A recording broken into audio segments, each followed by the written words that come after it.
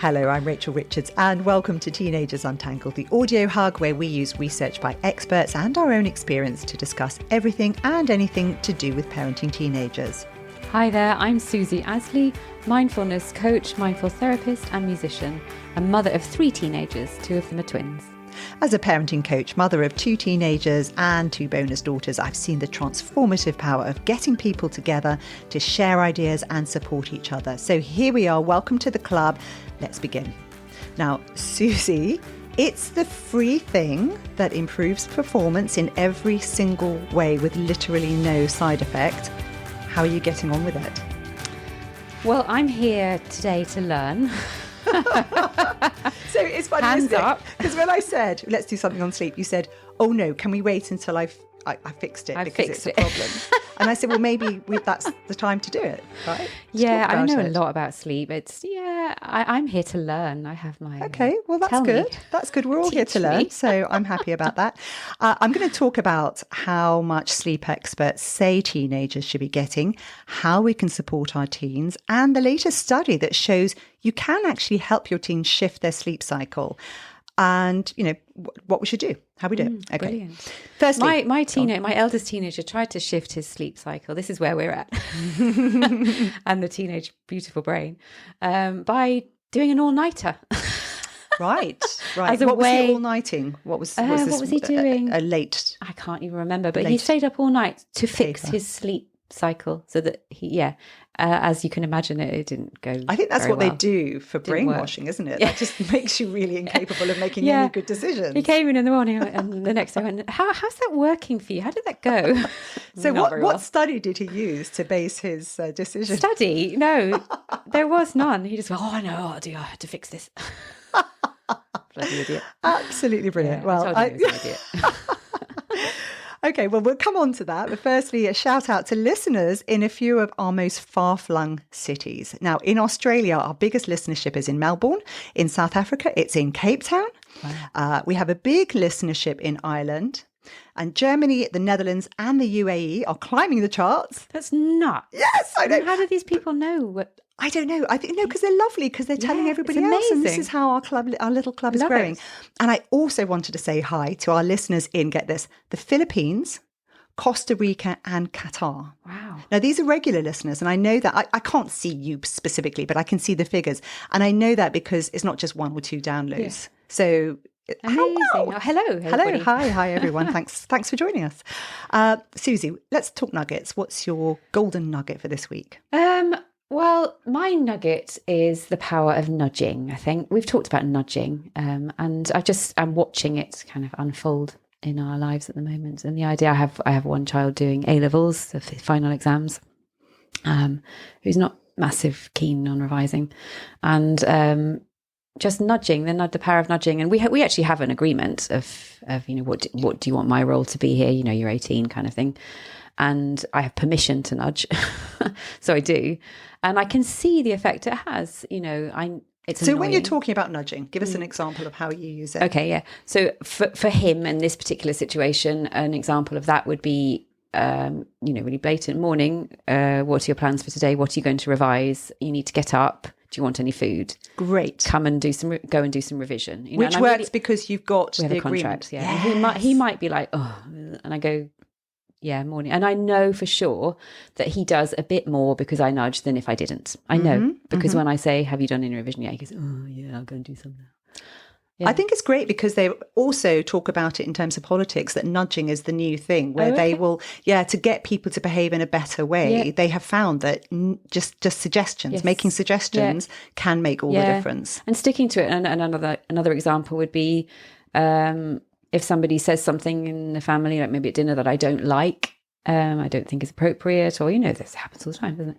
It's, you have to say things a few times. I don't like that. It might come up again. I don't like it. Or just the idea of nudging is it's not a one-time fix. No. It's a little step. It's never a one-time fix with a teenager. Nope. But to just keep nudging, and you get the eye rolls and the sighs, but it does make a difference. Yes, I love it. Being on it. Yeah. My one is that my daughter was talking to me about the way a friend of hers was treating her. and how she'd deliberately left her out of something and how it made her feel. And she just said, I don't, that was really not a very kind friendship thing to do. And it made me think, gosh, when I was a teenager, I don't think I could really distinguish awful behavior from anything. I think I just knew when I felt bad about something, but I wasn't sure whether it was something I was doing or it was something they were doing. And it was just all a sort of morass of feelings about things. And I think what it made me realize is that part of what we do at home is I spend a lot of time talking about our values as a family, what we think a good relationship feels like, how I treat my daughters. And I'll say, I do this because I think this is the respectful thing to do. Yeah. And I will try and be consistent. And if they are, mean to me, I won't take it. I'll say that's a very unkind thing to do. Or, the way you said that didn't sound good.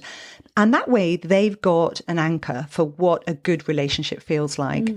And it makes them much more capable of distinguishing when they're being treated poorly from just how that just doesn't feel nice. That's really amazing. I mean, if I was in that situation at her age, I would have internalized it. There's something wrong with me. What have I done? Exactly. Yeah. So, and we found in the self-harm episode that very often teenagers struggle to identify emotions. Yeah. So this is one way that we can really help them to start articulating what's going on inside their own heads. Yes, amazing. And then notice when it's not like that. Yeah, exactly. Yeah. Now, so back to sleep. Do we have to? I tell you what, Susie, this is the easiest episode I've ever had to research. Okay.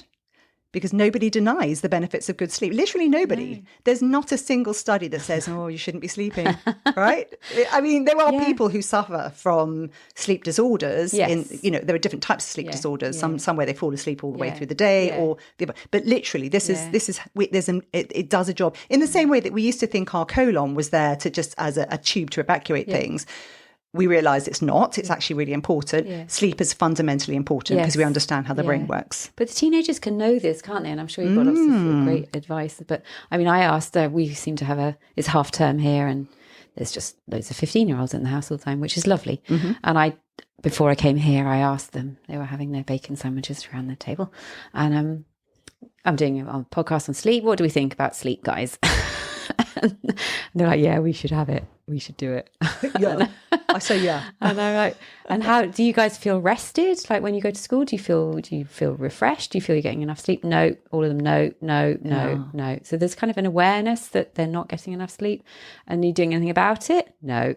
It's interesting because we know that teenagers get a melatonin kick in later in the day. We've done an episode on this before. So if you're interested, because that will have different bits of research in it, because I always research afresh and I come in different angles. And that was all about whether we should allow our teenagers to sleep in at the weekend. Yes. But we know that it shifts for teenagers. So their melatonin kicks in later in the day, generally, and then drops later in the morning, which makes it hard for them to wake up. So we know this happens. Yeah. And then teens may or may not use that as a get out. Yeah, and they were this morning. They were like, yeah, but schools should start later. And like, that's not our problem. No. I mean, you can say, yes, that I sympathise. But so interestingly, I came across this great phrase, which was revenge procrastination. Sorry, revenge procrastination. Okay. So this, and it was sort of before I had kids, I never needed time to myself, but now I need at least an hour to catch my breath. Otherwise, if I've spent my day in a problem solving mode, if I went straight to bed, my life would be just work, childcare. Does that sound familiar? Totally familiar. Very familiar. I remember when my kids were little, I was on my own with twins and a toddler, and I was utterly knackered. And I still would go, right, it's so quiet. I need this time for myself. With the full knowledge, I would be more tired the next day. We've all done this, and we've all found our days are too crammed, and then we just need to try to claw back some time from somewhere. Yeah. So the reason I mention this is because I think we all suffer. We all have a framework of what is good sleep behaviour. And we as the parents need to somehow create the framework for our kids. So if we're struggling with it, then it's not surprising our kids will be struggling with it. Now, what sleep do teens need? The American Academy of Sleep Medicine recommends that teens between the ages of 13 and 18 consistently sleep between 8 and 10 hours a night for optimal health. A recent Spanish study that was looking into links between obesity and sleep deprivation, now this is the frontier of studying that's going on, found that at 12 years of age, only 34% of those in the study achieved a full 8 hours of sleep a night. When subjects reached 14, the number dropped to 23%. It's a Spanish study. I mean, they all go to bed really late. And then we can say it's a Spanish, but... No. And at 16, it dropped to 19%. Whoa. And... Crikey. I think, and I'm blaming myself to an extent, we are presiding over not forcing our kids to get enough sleep. Totally. We have to take some responsibility in this. Yeah, totally. Let's look at why it's so important to get good sleep. I mean, where do we start, right? Sleep deprivation is proved to increase hyperactivity and other behavioral problems. It damages mood regulation. So it can feed into depression and anxiety. It doesn't necessarily cause it. It can be depression and anxiety that causes lack of sleep. So they're a kind of self-fulfilling circle. But your window of tolerance gets much smaller. So definitely. You're just really vulnerable. Mental performance and memory retention drops, lower sports performance, reaction times are slower. And coming back to that Spanish study, what they're saying that the lack of sleep impacts the hormones that make us feel full by lowering them and conversely make our hunger rise. It impacts how the body metabolizes glucose, leads to insulin resistance, makes eating poor carbohydrates much more appealing to the body. That's interesting. And when you're up late, you've got greater opportunity to keep grazing. Yeah. And then you're less inclined to exercise. Yep. Right? Knackered. Yeah. So we look at these things and they all feed into each other. Gosh, that's interesting. I know that I crave sugar when I'm tired, and I thought that was as a way of getting energy, but it's also physical. Yeah. And I do that. If I'm up too late, I just start eating chocolate. Yeah. And, that's the worst thing I should be eating because there's sugar and caffeine in it and, all those things.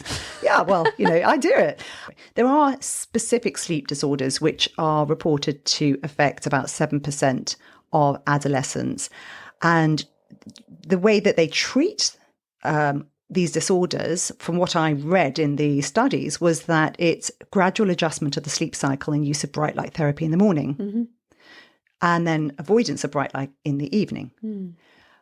And I mentioned this in one of my Instagram posts, that one of the best things you can possibly do, and I'll repeat it again later, is expose yourself to natural sunlight immediately on waking up. Don't keep the curtains closed. Don't look at your phone. And I've been doing this. Yeah, amazing. Go outside or stick your head out the window or look out of the window when it's really cold and expect 5-10 minutes. Literally amazing. a very simple, easy thing to do. Yeah. It works. And we'll talk about And lots of teenagers are like vampires, though, aren't they? They have their blinds down. Yes. And I have two out of 3 of mine do that. Yeah. You're like, go on, sunlight, yes. out. And this is actually something they use to treat these disorders. Brilliant. So that's my biggest top tip. Okay. That's really easy it's to an do. Easy as well. fix. You're not having to have arguments about them doing something in particular. It's just that, right? So what's really interesting is that we've got this whole concept that there are night owls and morning larks, and it's your chronotype, it's very set, and there's evidence for that. But a new study from researchers with Baylor University Sleep Neuroscience and Cognition Laboratory shows that chronotypes are more flexible than we originally thought. Oh, that's interesting. Yes, and they did research on students, evening and morning type students. They showed similar stress levels and similar academic demands. Evening chronotypes showed significantly worse sleep quality and duration, and that meant they were disadvantaged, of course, when they had to wake up early. Yeah. The college students who were like this had several behaviours that were known to delay bedtimes, shorten sleep duration, and worsen sleep quality. So they studied them and they looked at what they were doing, and there was a difference. Those people used social media for 40 minutes while in bed, on average, consumed caffeine later in the day. Remember, there's caffeine in a lot of the energy drinks that people consume, right? Coca-Cola, any of these things. Or even a hot chocolate. It's caffeine. Or a hot chocolate. And they napped more than morning types. Okay. And so as the semester progressed, some students reported a switch in chronotype. The chrono switching was linked to changes in behaviour. Yeah. And that resulted in improved sleep, less sleepiness, and a higher semester GPA, which is very important. So one of the things that they were talking about was this consuming less caffeine and consuming it, not consuming it after 5 p.m. Because what do we know about caffeine? It has a half-life of, I think it's 8 hours. And a half-life means half of it is in your bloodstream still. Yeah, I did after 8 some hours. research because I was having an argument with my 18-year-old about when he should be drinking caffeine, how much and when. And I found it was even earlier than that. If you wanted to be really sure to not have it in your bloodstream by bedtime, like 2 p.m. or something, don't drink any more caffeine. And I the same. I switch, and I will switch to decaffeinated non-caffeinated drinks after a certain time because I know, because I'm very sensitive to it. My husband always says, I can drink caffeine at whatever time of night. Yeah. Some people maybe can, but some can. Yeah. Anyway, so we know what the deal is, and shall we have some tips? Yes, please. I have my notebook ready. Right. I mean, some of them are obvious. I mean, the first thing I start with, and I'm talking from actually in a place of experience because we did an episode on setting yourself New Year's resolutions and how they work and how micro resolutions are much more powerful. Yeah. We've done lots of episodes where we've realized that you always have to find the why. If you want to change, you have to have a why.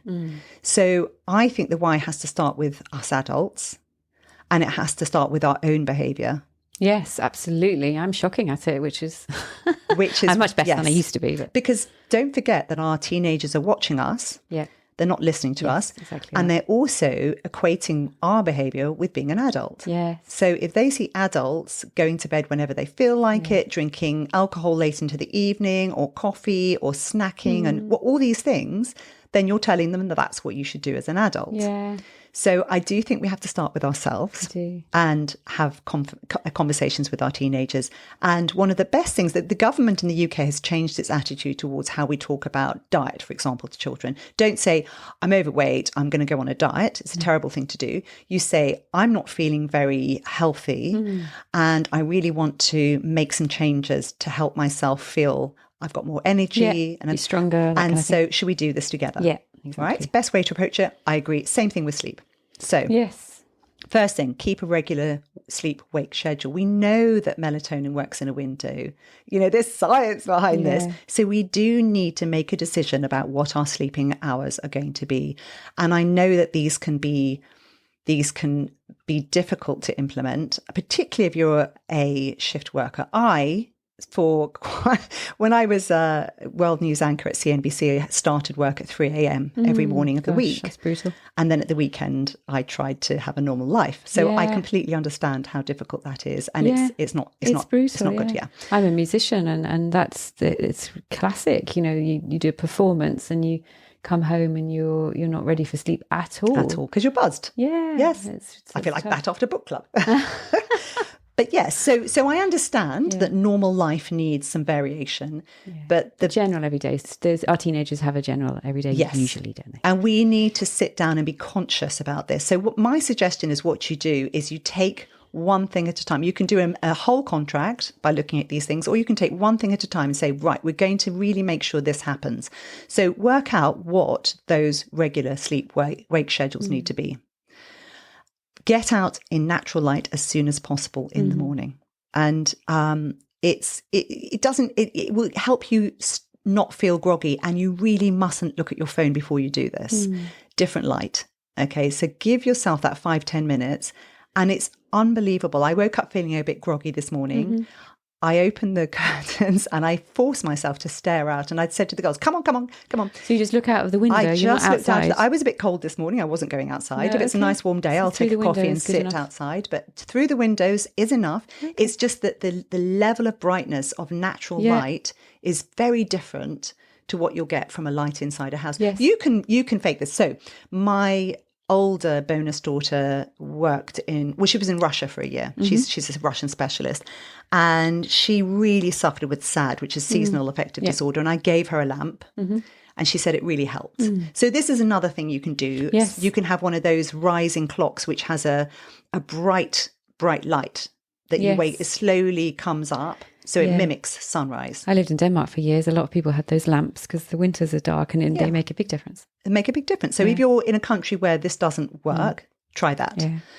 Yeah. Engage in daytime exercise. I walk the dogs every day. I have a good excuse. You may not have a good excuse, but try and find a way of getting some exercise every day, because it definitely, and our teens need this too. Yeah, they do. You know, for lots of reasons. Yeah, so my girls are revising, and we as a family are doing an hour of exercise a day just to support them. Amazing. Yeah, going out and just playing outside. Yeah. Avoid stimulants that contain caffeine, minimum of 8 hours before bedtime.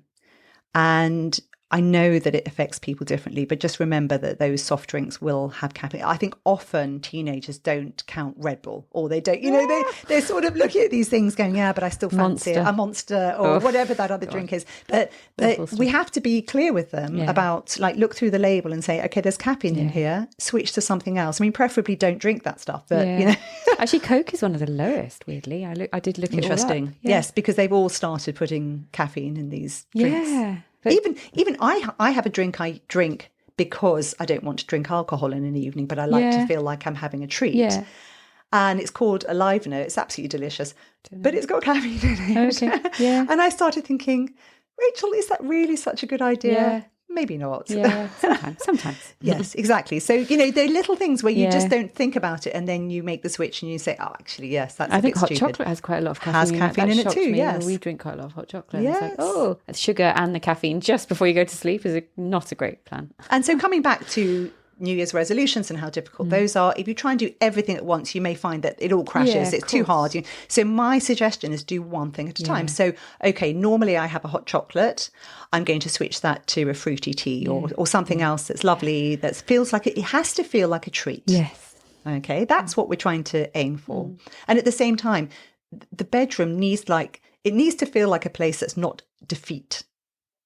Does that make sense? Where some people, you go up to your room and now you feel like you've actually given in, where it needs to feel like it's something really luxurious to go to bed. And I was going to say that, because I find with my teenagers, a lot of actually my 15-year-olds, they're not too bad with sleeping. Could be better, but it's okay when they're at school. But it's the attitude towards it. It's like there's it's really cool. It's not cool to go to bed. It's and that's been from very young. This whole sleepover thing. Oh, we stayed up really, really late. And I remember that as a kid as well. But it seems a bit more extreme. That it's not. It's a badge of honor. Sleeps for wimps. Yeah, right? Yeah. And you go. Even when they've been ill, I've gone, right, you need to go to bed now, and it's not bedtime yet. But you're like on your knees. That's irrelevant. What does your body need right now? Try and get them to tune into what are you tired? What do you need right now, other than what time is it? And along with that is things like hunger and thirst. What scientists are saying is that it's good to have a very big window between the last time you drank or ate. And so, snacking late into the evening, or his body's now going to be taken up with digestion. Yeah, but then, I totally agree with that. Actually, reflecting on this, my daughter is amazing at going to bed. So she's really good because she hates being tired. But her twin brother is like a beanpole, and he's growing, and would eat more than me in a week in an afternoon because he's growing, and so he's starving by bedtime. He's starving, and he's terrible at planning. Yes. So I'm trying to get him to go, right, you probably are going to be hungry, let's start this a bit earlier. Great. Rather than just before he brushes his teeth, oh damn it, I'm hungry. And he knows if he doesn't eat then he's going to wake up feeling horrible, or wake up at 4 a.m, starving hungry, because he's which burning is a terrible so thing. Much. So he can eat just before he goes to sleep, but he just has to time it in a way that But how works. great that you've noticed that. So maybe the thing to do is, you work a schedule with him, because each child's going to be different. And you say, we know that you get really hungry. So maybe let's try and eat at least an hour before you go to bed, but a nice big chunk of something, so that yes, exactly. Okay. Because it's obviously crept up on him. Totally. And we all do those things, right? Yeah. But every night it's a bit annoying, isn't it? Oh, not again. I hear him going ding, ding, ding, ding, ding, ding down the stairs. Yeah, I'm just going to make a snack. Yeah. It's about just knowing yourself and going, okay, so I tend to do this. So as a parent, what you can do is you can do a kind of a briefing about what's going on at sleep time, Yes. and pick apart Yes. little things you can change, and just do that for a week. Yeah. Just make small changes. Yes. And also maybe the idea of bedtime. I remember actually remembering all of this now when they were a bit younger, this idea, particularly for him, who finds time management quite difficult. It's not bedtime yet, and he's still doing his things at like 1 minute before lights out. And I'm like, yeah, but it takes time to get to bed. Yes. So we would break it down. Okay. And this is when he was younger, but I think it still has stuck. How long does it take you to brush your teeth? 1 minute. I think it takes a bit longer than that. Let's just be realistic. What do you need to do? Pack your bag. And he has to pack his bag the night before. How long does that take? It's not 30 seconds. It's probably about 5 minutes because you need to find all your stuff, and how long does that take? Okay, that's going to take more than 1 minute, isn't it? All of these things you need to do. Let's plan that in. So when do you need to go upstairs? This time, not this time. Yes. And maybe we need to go back to It's that. just about individual self-awareness. Yeah. I mean, it sounds...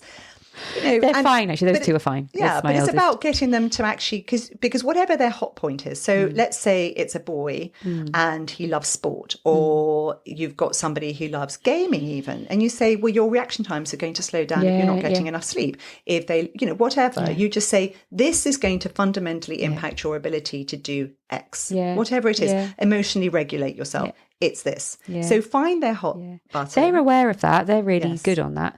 My eldest, I mean, I've given him stats. This is, he's doing A-levels. This will happen to your grades. This year. Yeah. Yes. But then it's the working through, isn't it? It's the sitting down and breaking down the easy. So I would start with the easy wins. Look at the things that are going on and think, what's the easy win that we can change? He fundamentally doesn't want to change his habits. Yes. Well, and then you can't. Then I go, well, when your head be it. Well, quite. And then we're down to natural consequences, aren't we? Exactly that. But, and that point you say, well, when they're cross about something, you just say, well, I can't help you really, can I? Yeah.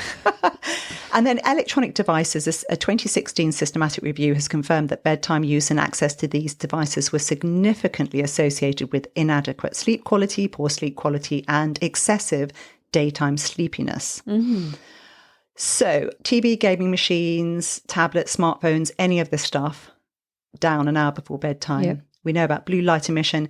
I wanted to take a lead on this. My husband's appalling with his device. I have an alarm on my phone, 9:30, it goes on charge, it's off. Right. And I've actually, spoken about that before. I think that's brilliant. And actually it's amazing because it just frees you. And my girls are doing the same. When my kids were growing up, I never allowed electronic devices in the rooms. We never had TVs in rooms. We never had anything. And so we already had started with quite a strict policy about why and explanations. And they see me. And I think that's important. It's them seeing that if you're leaving stuff downstairs, then it's just, it's the norm. Yeah. Nicotine, alcohol, nicotine. Nicotine is actually a short-acting stimulant. It can keep you awake. And I know a lot of parents are struggling with vaping. Yeah. You need to talk to your kids about this, even if they say they're not vaping, or it's just worth mentioning that nicotine will also do things like that. Yeah. Alcohol. Make sure the bedroom's dark and quiet. It needs to be cool. It can't be warm, overly warm. And that clocks aren't visible. So those are the classic things that they say. Yeah. Little top tips that we use. I told you when I was a presenter, I had to start work at 3:00 every morning, which meant I had to be in bed at stupid o'clock the night before. No social life. And I found it really tough because it's bright outside. How am I supposed to go to sleep? So I started wearing earplugs. I wore a face mask so I didn't have any light coming onto my face. One of my daughters started using a white noise machine, and they're really useful. Or brown noises. Brown noise. Well, they also use them for studying. Okay. So both my daughters now, when they are studying, they have headphones on, and they have either brown or white noise. Okay. And they will have to, I don't know, because I don't get involved in it. I've just said, why are these really good for studying? Yes, great. And it just means that your brain is not distracted by other noises. Okay. And those things are critical. So I don't know, are there any other things that you think I haven't covered? No, I think it's for me it's the biggest hurdle, I think, is the attitude to it, really, because you can know all the information, can't you, until you're blue in the face. But if you don't want to make the change, if you don't the why isn't strong enough for you, then the change isn't going to happen. And I think that's the critical thing. That's one, coming back to the main message, but that's with everything, isn't it? Absolutely. That we can't make our teenagers do things. We can't actually do more than support them finding their why, but we can keep coming back to the why. We can keep going in there and saying, so how does this work? What's, and finding something that really matters to them and saying, okay, well, that will be improved by this. Yeah, for a while, actually, because we were so fortunate that we got to go to Australia at Christmas. And so we had jet lag when we got back, and that meant that everybody was waking up really early, and they all really loved it. Yes, they really loved it, especially the one who struggles with getting up. And he's like, "Oh, it's so good! I'm up, and I've done this and this and this, and it's only like da da da." And I was like, "You savor that. Remember this feeling. It could be like this." But it kind of drifted away. But we do remember it. Just coming back to my experience, I have been doing these things. And it's unbelievable what a difference it's made. I sit down, and if it's got past a certain time when because 10:30 I need to go to bed. If it's gone past that, I'll be asleep. I'll just fall asleep. Yeah. And I'm literally so woozy, I can't really do things properly. I have to go to bed. Yeah. And I force myself in the morning to go out and make sure I've had, and that's just those things alone have made a dramatic difference to, and I've notoriously been a bad sleeper. Yes. My whole life. Yeah. Even as a teenager, because my parents didn't regulate my sleep. They didn't do anything to support my sleep patterns.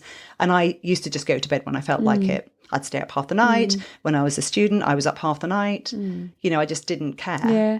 But maybe it's having that flavour of what does it feel like to be really, truly rested and having that as a goal as well. I mean, it feels amazing, doesn't it? But if we don't have that, I remember with having small kids, years of sleep deprivation, you forget what it actually feels like to be. It's normal to have this awful dragging yourself through the day every day because you have had broken sleep. That's what it feels like. Yeah. Whereas if then you suddenly have some proper sleep for a few nights, you go, Oh, that feels good.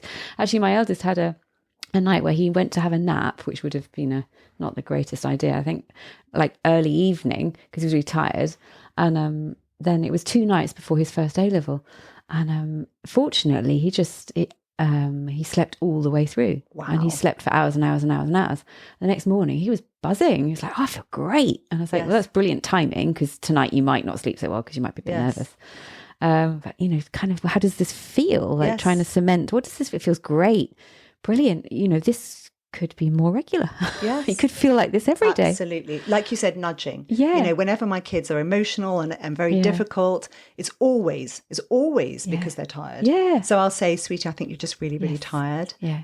Just so you know, it's not you, it's that you're just not able to regulate yourself right now. Yeah, we do that as well. And sometimes they say to me, Mummy, are you tired? Yeah, exactly. I don't listen to her, she's tired. Yeah. So what do you think? Have you struggled with sleep? I'd love to know. I'd really love to genuinely know how people in different cultures and different countries have dealt with this. Because it's such a ridiculously fundamental part of our being a healthy human being, isn't it? And we're so bad at it. I don't get it. I don't get why we're so bad at it. It just doesn't make sense. We're too busy. We're just trying to cram too much in, and it's not really worthwhile. No, it's not worthwhile. Some of the things we're doing. Anyway, if you've enjoyed this episode, then why not help other parents? Tell your friends. Tell the school. Subscribe to our podcast, and what a massive bonus it would be if you left a review. You can also sign up to receive all the latest at our own website, where there's a blog, reviews, links to every episode, and easy ways to contact us both. That's www.teenagersuntangled.com. And Susie is an expert in this, as we can tell, and she can be reached at www.amindful-life.co.uk. And Susie gives free you can call me, you can book a free 15-20 minute session to hear more and find out if it's for you or just to ask anything. And she's very good at what she does, so she's give her a shout. Anyway, that's it for now. We'll speak to you soon. Bye for now.